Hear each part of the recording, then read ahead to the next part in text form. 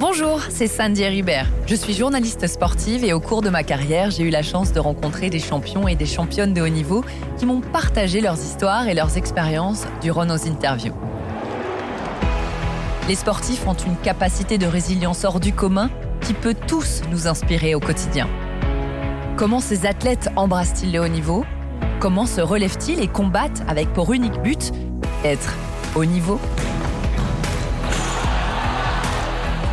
Épreuve, persévérance, rigueur, sacrifice, victoire, résilience. Bienvenue dans Haut Niveau.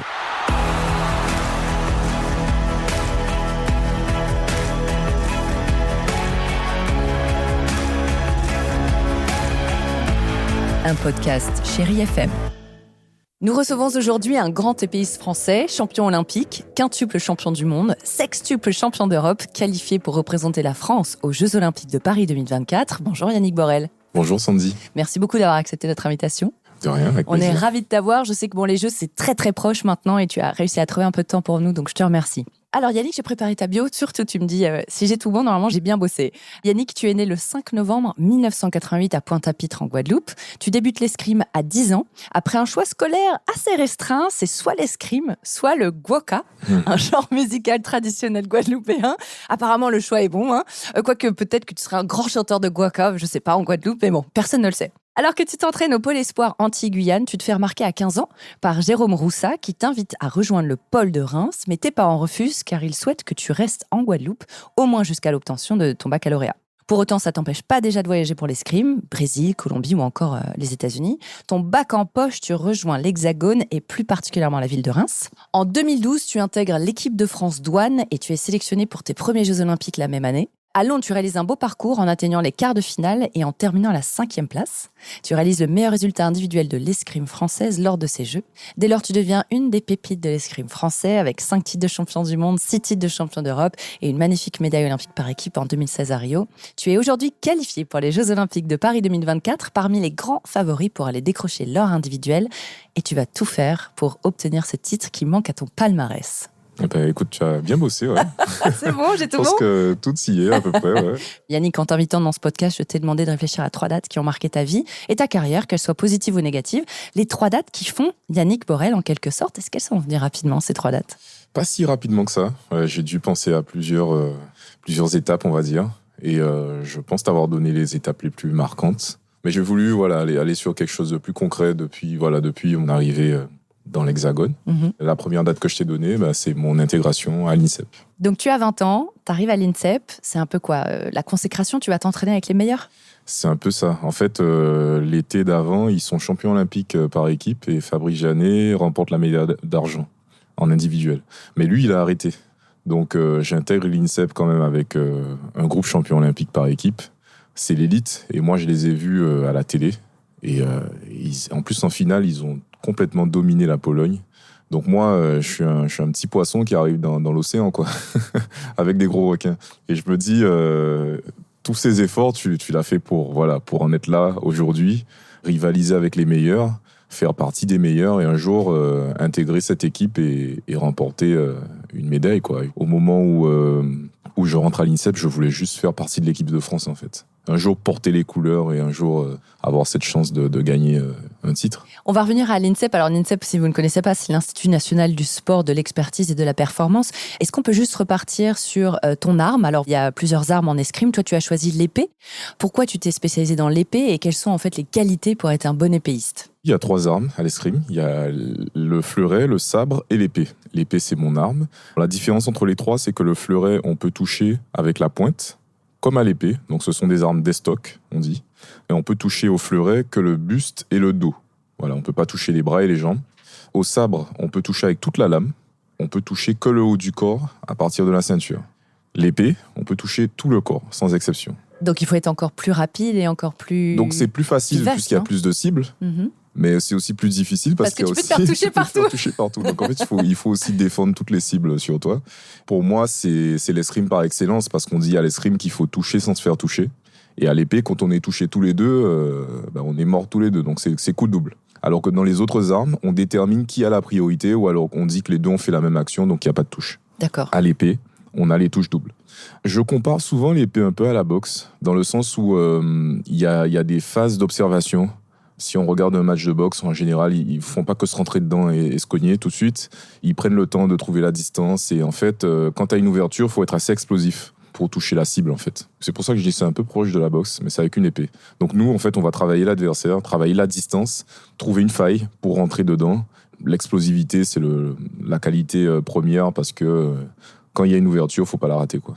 Bon, comme vous l'avez compris, il fait partie des meilleurs du monde, donc il est extrêmement explosif, Yannick. Alors, on va se remettre donc à tes 20 ans. Tu arrives, tu fais tes premiers pas à l'INSEP. Alors, l'INSEP, il y a assez peu de monde qui a le droit et la chance de pouvoir y aller. Il faut être forcément athlète de haut niveau. Raconte-nous un peu cet antre, quoi, tu vois, cette fabrique à champions. Est-ce que toi, t'étais stressé, excité, c'était de la pression supplémentaire? Raconte-nous un peu tes premiers pas là-bas. C'est ça, l'INSEP, c'est un peu le summum, quoi, du haut niveau, en particulier pour nous à l'escrime.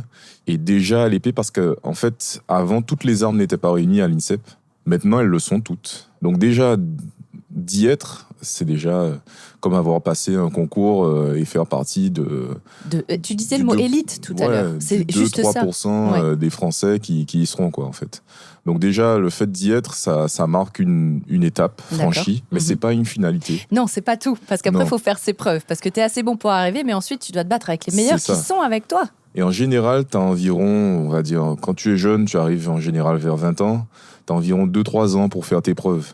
Si t'as pas fait ce qu'il faut, on donne la place à un autre. En fait, voilà. C'est que t'as plus une place à l'INSEP, en fait. Donc soit le système te correspond pas et il faut que tu retournes en club. Ou alors t'es pas assez bon. Ou alors t'as pas été assez bon. Oui. Et du coup, tu t'en rends compte et souvent tu arrêtes. Quand tu as fait autant de sacrifices, que tu viens d'une île très loin, de l'autre côté de l'Atlantique, t'as pas le choix, il faut réussir. Et je pense que ça m'a nourri, moi, pour être performant. Donc ça t'a mis en fait une bonne pression.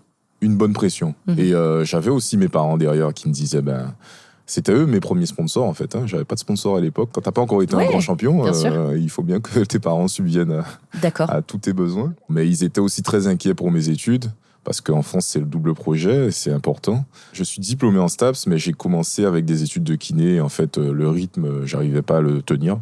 Et du coup, ils étaient assez inquiets. Ils m'ont dit, mais Yannick, est-ce que tu devrais pas plus t'orienter sur les études?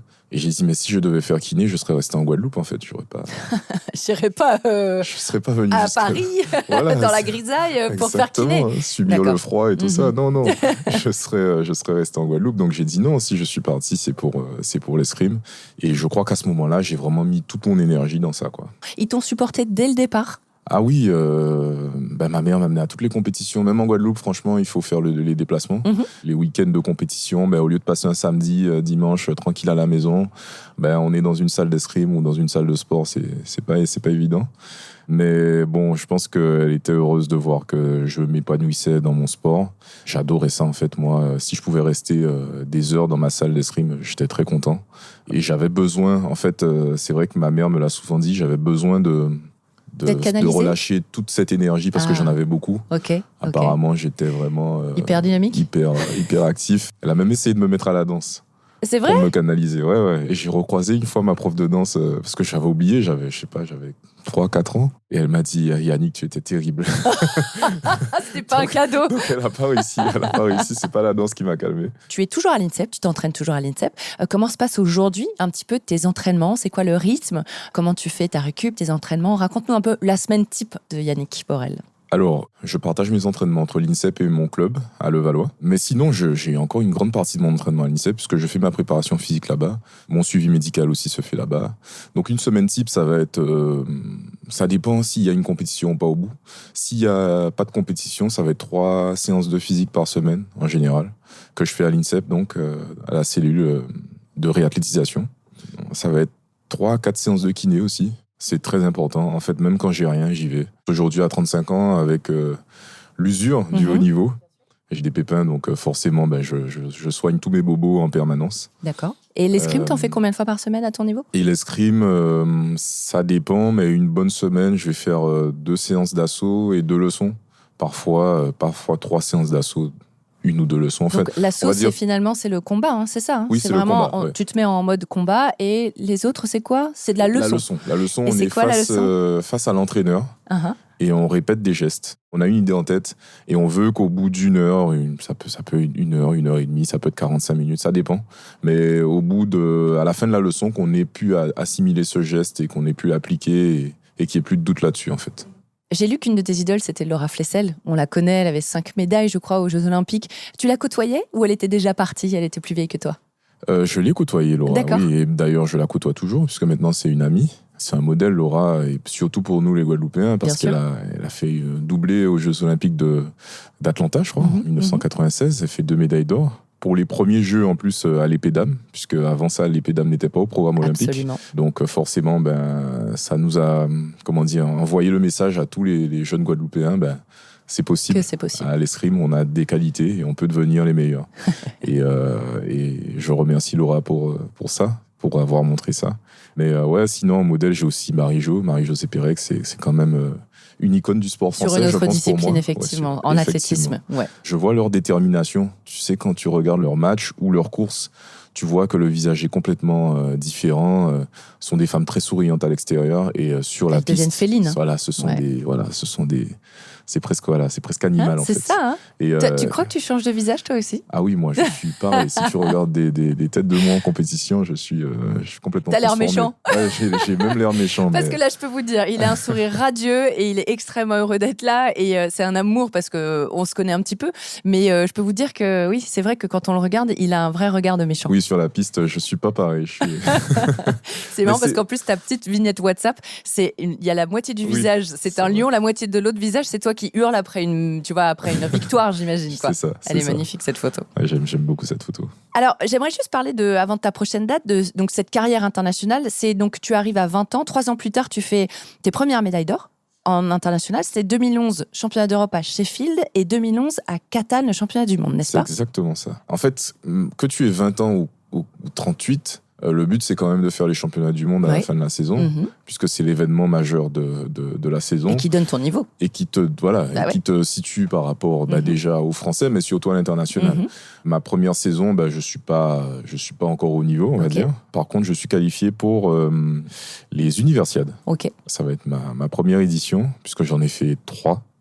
Donc 2009, je fais les Universiades et c'est une expérience qui est similaire à celle des Jeux Olympiques, puisqu'il y a un village, il y a un défilé, porte-drapeau, il y a un défilé. Tu as été d'ailleurs porte-drapeau en 2013. J'étais porte-drapeau en 2013, c'est ça. Voilà, c'est ça.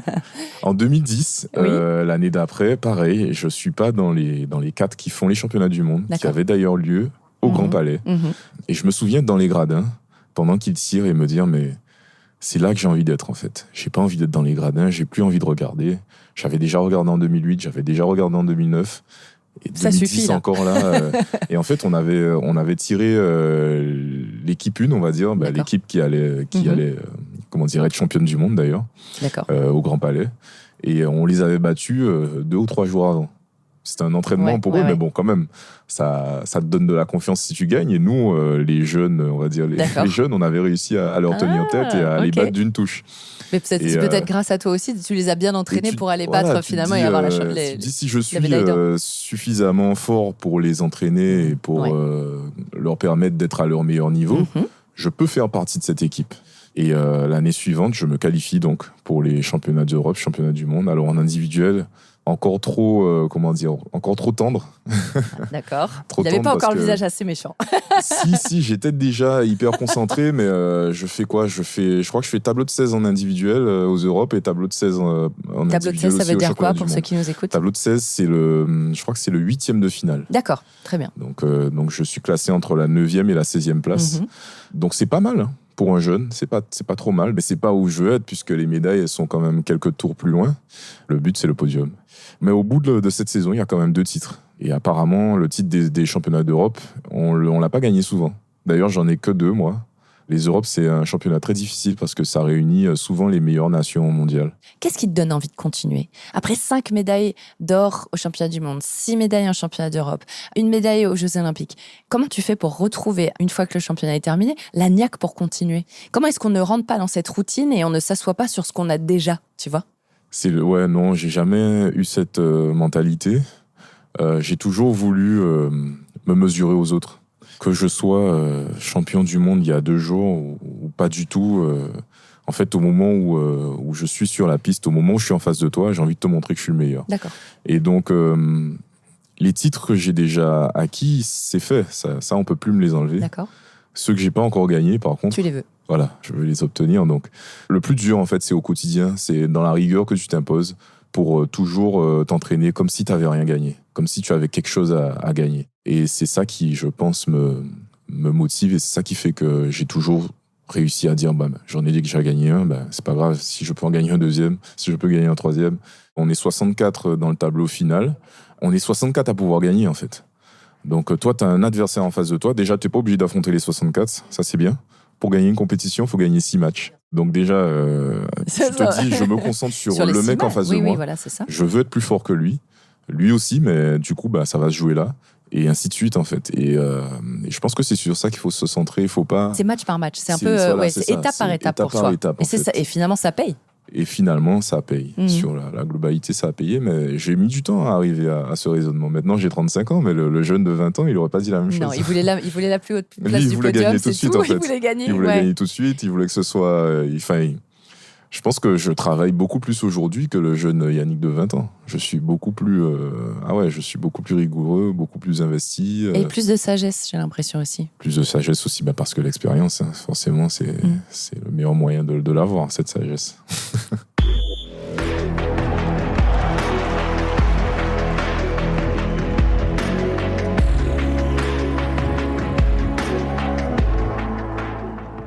Une autre sagesse, je crois qu'elle est arrivée par la parentalité. Il me semble qu'on arrive sur la deuxième date, Yannick. C'est ça. Alors, raconte-nous, c'est quoi cette date ? Le 5 septembre 2015, j'ai accueilli mon premier enfant, André, qui aujourd'hui fait de l'escrime d'ailleurs. J'allais évidemment te poser la question. Moi, je les ai jamais poussés. Et puis, c'est sans même leur faire essayer, ils me voient. Ils me voient à la télé. Vous êtes des modèles, on veut refaire ce que font les parents. Et en fait, je pense qu'en me voyant, en sachant ce que je fais, ça les a tous un peu poussés à s'intéresser à l'escrime. Honnêtement, je crois que 100% des cas, c'est je ne les ai pas poussés à faire du sport. Ils auraient pu très bien ne pas en faire. Moi, je veux que leur bonheur. Et j'ai l'impression que c'est un peu ça, toi aussi. Ils avaient envie d'essayer, ok, vas-y, mais je vais pas te pousser, quoi. Non, parce que je pense qu'on est tous conscients de la difficulté que c'est, de faire du sport de haut niveau, de s'imposer cette vie-là. Parce que c'est une vie qu'on s'impose, c'est une vie aussi qu'on impose à son entourage. On n'est pas forcément toujours disponible. On rate beaucoup d'événements privés de sa famille, les anniversaires, les Noëls. Parfois les naissances, parfois les premiers jours de vie. Moi, j'ai raté les premiers jours de vie de mes 3 enfants. C'est vrai ? Oui. Parce que j'ai été là pour leur naissance, mais après, j'avais soit un stage, soit une compétition importante que je ne pouvais pas esquiver. Donc, t'as une femme très compréhensive. J'ai eu une femme qui a été très, très compréhensive pour ça, qui comprend mon projet aussi parce que sa mère et ses 2 parents, en fait, viennent du milieu sportif. Elle est maître d'armes, n'est-ce pas ? Ma belle-mère est maître d'armes. Oui, D'ailleurs, c'est elle qui entraîne mes enfants aujourd'hui. Ah, c'est trop mignon, c'est grand-mère qui entraîne. Voilà. C'est trop mignon. Et ta femme a fait de l'escrime aussi. Donc, ma femme a fait de l'escrime aussi. Donc, elle comprend très bien mon problème, mes problèmes, mes difficultés, mes contraintes. Oui. Et le projet global. Elle savait en se mettant avec toi. Elle me soutient dans ce projet. C'est très important, le soutien de la famille. Parce que... L'entourage, en fait. Bien sûr. L'entourage des personnes qui t'entourent et que tu choisis aussi pour t'entourer. Je pense que ça, c'est un conseil que je donnerais à n'importe quel sportif qui veut faire du haut niveau. Je lui dirais, choisis bien ton entourage et les personnes qui vont te permettre, parfois ou pas, d'y arriver. Parce qu'on s'attache à nos proches et s'ils comprennent pas ou s'ils vivent mal le fait qu'on doive se déplacer, qu'on soit pas souvent là, aujourd'hui je peux pas sortir avec toi ou ce week-end je peux pas venir à tel festival, à telle soirée parce que j'ai une compétition importante finalement. Dans 10 jours. La vie de normal de tout le monde. Je peux pas aller au ciné à 22h. Si tu as pas dans ton entourage des gens qui comprennent... Tu peux pas partir en vacances à des moments différents que finalement les 3 semaines de break d'été, quoi. Par exemple. Et en fait, tout ça fait que tu as une certaine positivité qui t'entoure, tu as une énergie qui fait que tu te dis, ok, mon entourage comprend, maintenant j'ai plus qu'à me concentrer sur ce que je dois faire. Et ça, c'est hyper important. Tes enfants comprennent ? Mes enfants, ils comprennent très bien. D'ailleurs, en ce moment, ma femme et mes enfants vivent en Guadeloupe. Moi, je vis ici, donc oui, ils comprennent. Je les vois en visio tous les jours. D'ailleurs, on a hâte de se retrouver, puisque bientôt, l'école, c'est fini, donc ils vont me rejoindre pour les Jeux. C'est un choix de vie compliqué, mais on l'a fait en connaissance de cause. Et puis, ça va pas être pour l'éternité? Parce que Non, sportif de haut niveau, vous arrêtez à 40, 42, ça dépend des sports. Mais tu te dis, OK, je me consacre à ça, j'aurais réalisé mon rêve, ils vont comprendre et après, je vais profiter pleinement d'eux, quoi. Et surtout, de leur côté, ils ont toute la famille là-bas. Parce que moi, j'ai pas de famille ici, du côté de ma femme non plus. Donc en fait, ils sont bien entourés là-bas. Il manque que moi. Mais je pense qu'après les Jeux, je vais passer beaucoup de temps en Guadeloupe.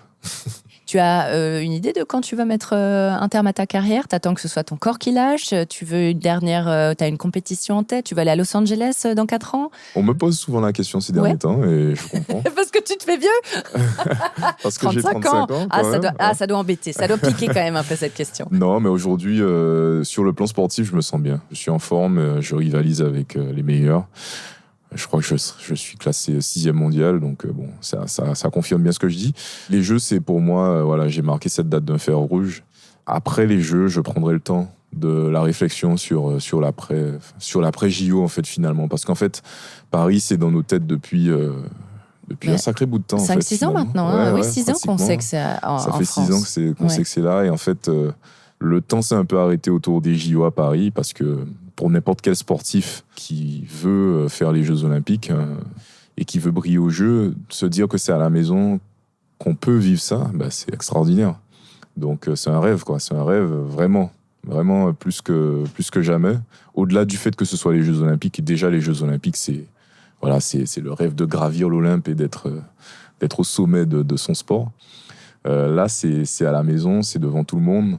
Tous les gens qui connaissent pas ta discipline ou qui te connaissent pas tout court, ils vont te découvrir et ils vont voir ce que tu vaux, et tu vas montrer à tes proches, à ta famille, à tes amis. Pourquoi tu fais tous ces sacrifices? Les Français, pourquoi tu fais tous ces sacrifices pour faire résonner la Marseillaise, et ce sera d'autant plus marquant ici à Paris.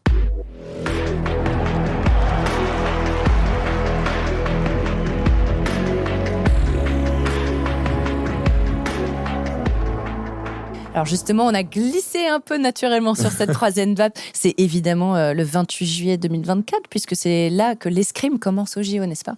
Alors, l'escrime commence le 27, donc le lendemain de la cérémonie d'ouverture. Mais moi, ma date, c'est le 28. Ça commence le 28. L'épée homme, c'est le 28 juillet 2024. Bon, tu seras dans quel état d'esprit? Je serai possédé d'une mission, je pense.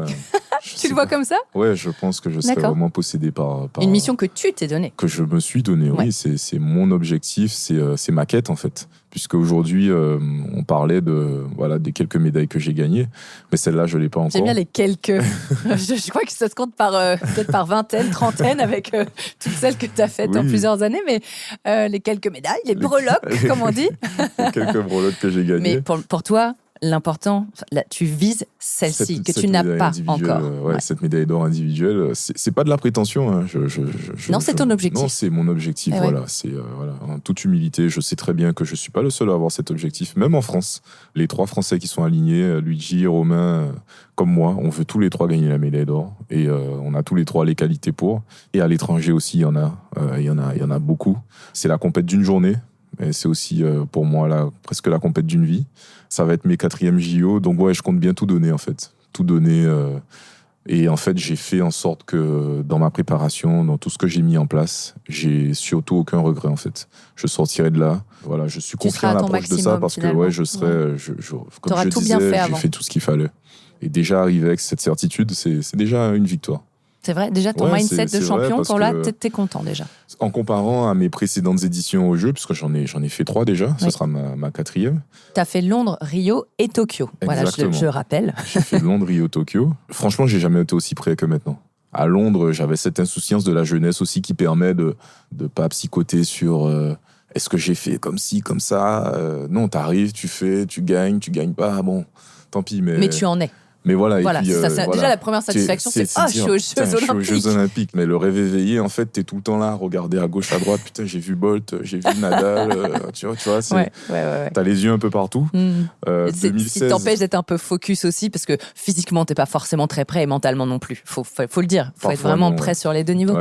2016, j'ai quand même eu une traversée du désert. On n'en a pas parlé, mais entre 2012 Non, et on parle 2016. pas des choses négatives. Non, je plaisante. Oui, il y a eu un petit ventre mou, comme on Voilà, dit. il y a eu un ventre mou où sur 3 saisons, je suis pas au championnat du monde. Donc après ma participation au jeu, 13, 14, 15, je fais pas les championnats du monde.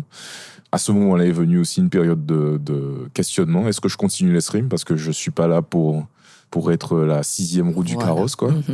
Et finalement, 2016, je me surpasse et je suis dans l'équipe et on est champion olympique par équipe. En individuel, je fais quart de finale encore. Tokyo, ça vient après le Covid. La période du Covid, moi, je l'ai très spéciale pour très mal vécu. J'ai très mal vécu l'enfermement. Tu l'as fait en Guadeloupe ? Je l'ai fait en Guadeloupe pourtant, avec ma famille. Tes enfants, mais pourtant, ça a été dur, quoi. Ça a été dur, en fait, de se dire les jeux étaient juste là. Et je me sentais de plus en plus près. Et tout d'un coup, on coupe tout, quoi. Et nous, on n'a eu qu'une compétition entre février 2020 et les Jeux en juillet 2021. Et donc, toi qui aimes bien pouvoir te comparer aux autres, là, tu te dis, je ne sais pas du tout où j'en suis. Repère, voilà, c'est ça. Ça doit être compliqué. Et ça, c'était très, très compliqué. Et du coup, là, 2024, en fait, tout y est, quoi. J'ai tout fait. Maintenant, il n'y a plus qu'à. C'est plus de pression à la maison ou comme pour les autres fois, quand ta famille est là, ça te booste ? C'est de la pression, mais en fait, il faut en faire de la bonne pression. Il y a beaucoup de pression parce que forcément, l'environnement médiatique est plus alerte. Il y a beaucoup plus d'attentes aussi sur nous, les Français. On sera à la maison, même le public, en fait. Tout le monde a envie de voir les Français briller. On veut entendre que la Marseillaise, je te le dis tout de suite. Bien sûr. Je crois que l'escrime, c'était le 2e sport pourvoyeur de médailles aux Jeux de Tokyo. On a fait 5 médailles, donc là, on espère faire mieux. Autant, voire plus, évidemment. Et je pense qu'on a les capacités de faire plus. Il va falloir, encore une fois, gérer tout ça. Et même, en fait, s'en détacher. Finalement, c'est vrai qu'en fait, c'est hyper porteur et ça donne beaucoup d'énergie. Mais quand tu as la tête plutôt à qu'est-ce que les gens dans le public espèrent de moi, tu passes à côté de ton combat. Tu n'es pas centré sur ce qui se passe sur la piste. Ouais. Parce que l'autre en face, lui, du coup, il n'a pas tout ça à gérer. Bien sûr. Lui, il n'a qu'à gérer le match. Et en fait, il faut se recentrer sur l'essentiel. On n'est pas là pour faire le spectacle, plaire au public. On plaira plus au public avec la médaille autour du cou que si tu arrives avec le sourire. Que si tu arrives donc avec on veut te voir méchant, on veut te voir fermé.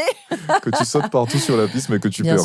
Bien sûr. Donc, tu vas participer à la cérémonie d'ouverture, puisque toi, tu commences 2 jours plus tard. Il y a certains athlètes qui n'ont pas envie, justement, de se mettre plus de pression, de prendre le risque. Le risque. Mais je veux dire, est-ce que tu seras sur un des bateaux ? Oui, la cérémonie d'ouverture, pour moi, c'est aussi le moment qui va ouvrir les Jeux Olympiques. Ça y est, ça commence. Et en vivant cet événement-là, en voyant la flamme olympique s'embraser dans le stade, moi, j'ai ce souvenir de mes premiers Jeux à Londres où la première fois que je vois la flamme olympique s'allumer de mes yeux, en fait, je me dis, mais ça y est, je suis un Olympien. Ça y est, t'as versé la larme ?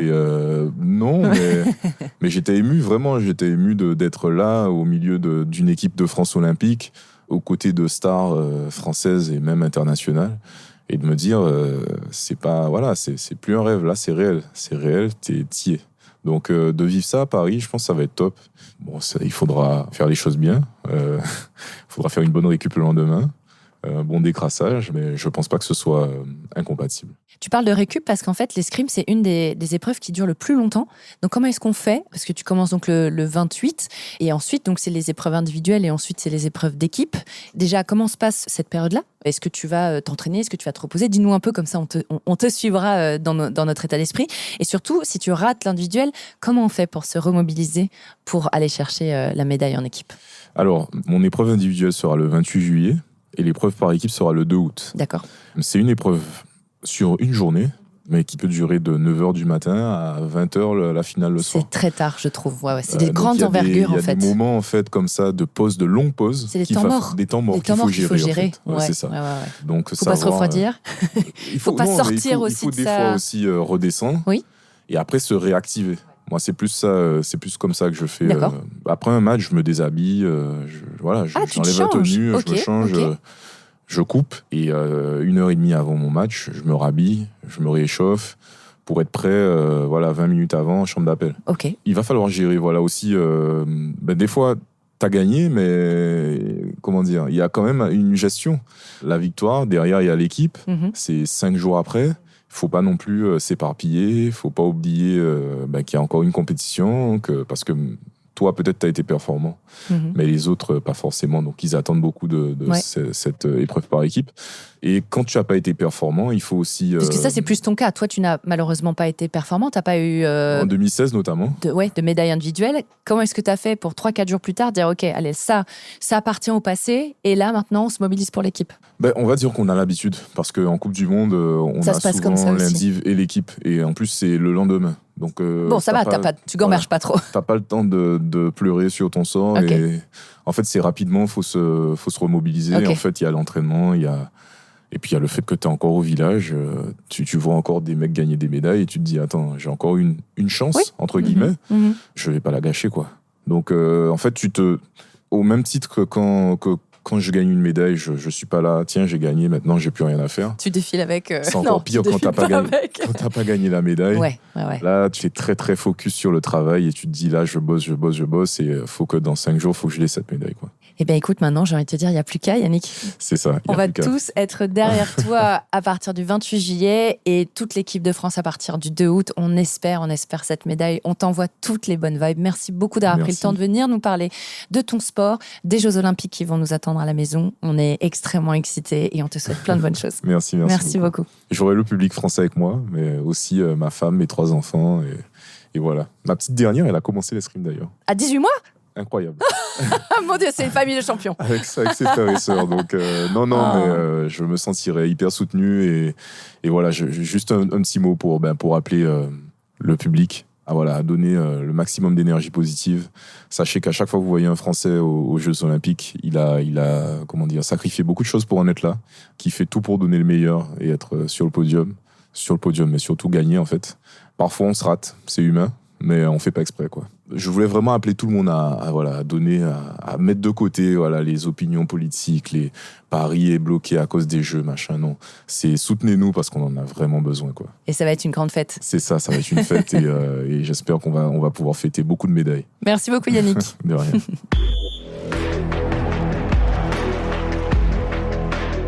Merci d'avoir écouté Haut Niveau, un podcast Chéri FM à retrouver sur le site chérifm.fr et sur toutes les plateformes de podcast. Abonnez-vous pour ne manquer aucun épisode. Et si vous aimez ce podcast, le meilleur moyen de nous soutenir, c'est d'en parler autour de vous et de nous mettre des étoiles et des commentaires. Haut Niveau est un podcast Chéri FM, imaginé, écrit et animé par Sandy Ribert. À la direction des podcasts, Sarah Conan. À la réalisation, Geoffrey Boulet.